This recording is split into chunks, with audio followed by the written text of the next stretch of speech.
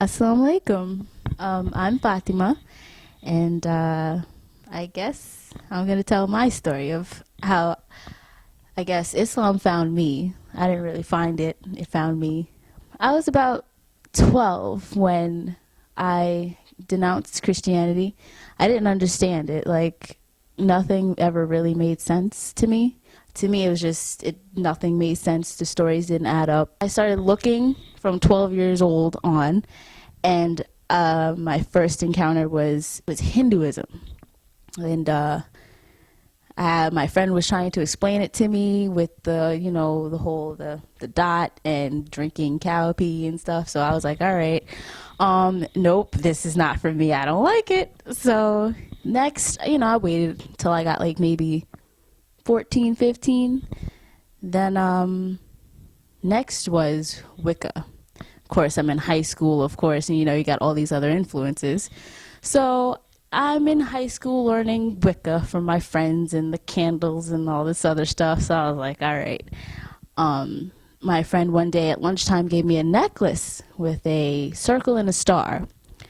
So, I put it on. I was like, oh, okay, they have it on too. So I put on the necklace and I tripped up the stairs. I failed my test. And when I got home, my mom gashed her finger.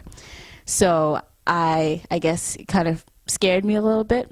So I ran outside to the nearest sewer, ripped the necklace off, and threw it in the sewer. So then after that, I get to, 16, 17, and I figure, okay, let's try something else. So I went back to Christianity, but like a different part, not Baptist, but I went to Catholic Christian and didn't understand that either. It was the same thing. So I still felt lost and felt like I had no direction at all. So I figured if I don't know, like if I was gonna find a religion or find a belief, it'll come to me.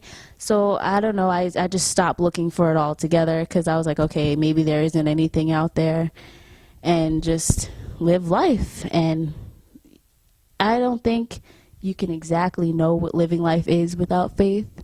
So I don't know. I still felt lost, just hanging out with friends and parties and cars and just hanging out. And hanging out really gets you nowhere, gets you in trouble. The hangout phase, then there comes, I don't know, I met a brother that I was working with at a financial firm.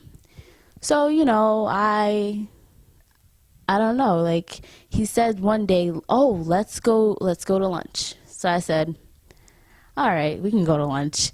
So he takes me to, a gyro place, and the gyro place had like, the Quran's at the door, but like I walked in there and I'm wearing like, the mini skirt and had the big hair and the big nails and everything. And I walk in there and a guy behind the counter looks at me like I'm crazy. And I'm like, no, looking at him like I'm the normal one. I don't know what he's looking at. So, we get the food. I look at the place where they had the Qurans, and then I walked out. I looked, but then I just walked away. I didn't know what it was. I was like, okay, Quran, all right, walk out. So the brother, he picks it up and takes it out.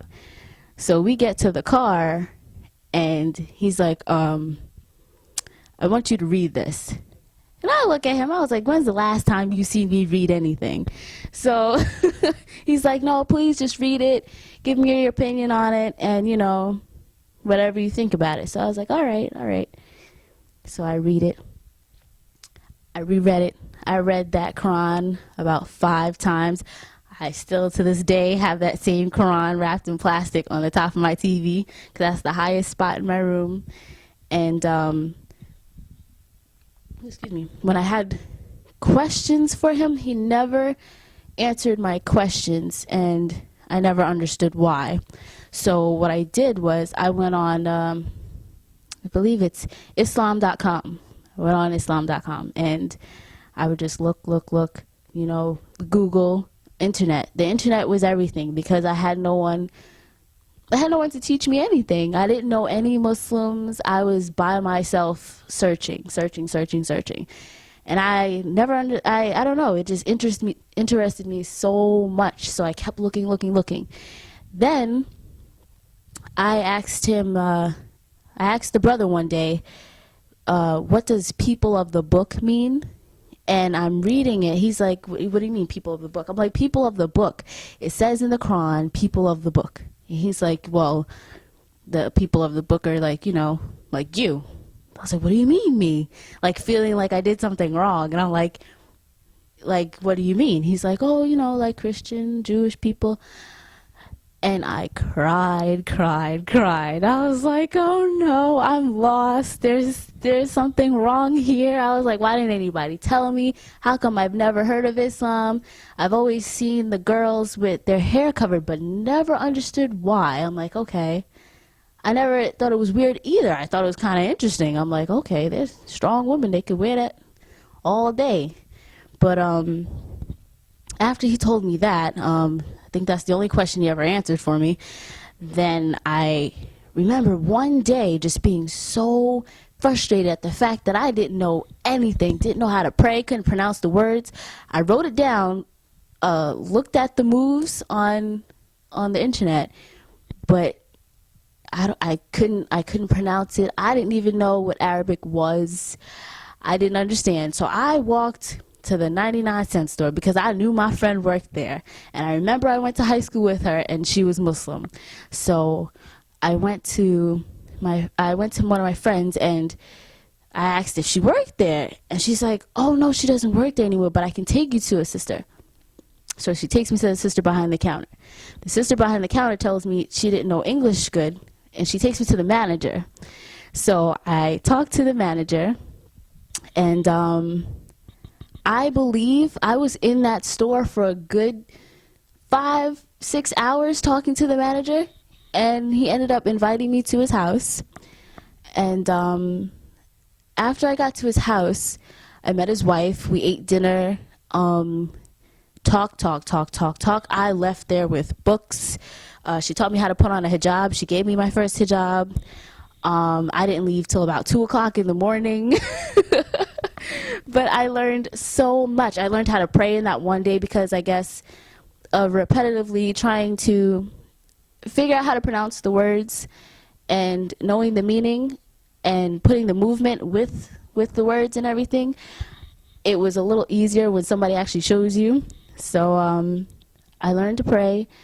I started doing my 5 prayers, and of course I had a hard time with my family because, of course, you know, the whole covering thing, and they're all Christian, and now I think I'm the only second Muslim now. And I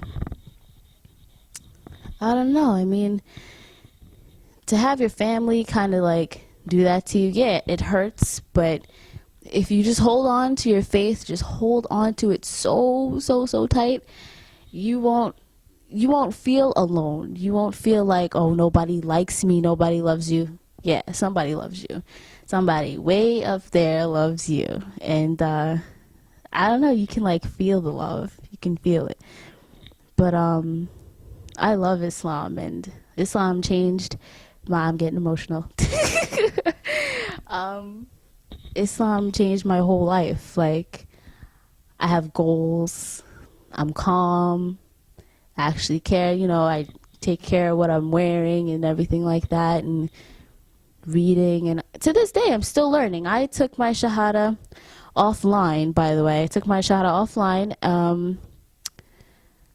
I wrote it down, like I put my ear to the speaker because, you know, my mom was home and she didn't really agree.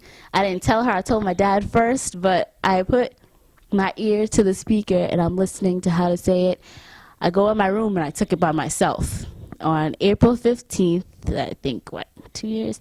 It's 2010, 2007, I believe. That's when I took it. By myself in my room after listening to a speaker and a Muslim couple that helped me how to pray and learn, and I don't know, they gave me my first janamaz, my prayer rug. They're great people, and I don't know. Islam is great. So I don't know. I'm hoping somebody gets something out of my little tape. So thanks for watching. Assalamu alaikum.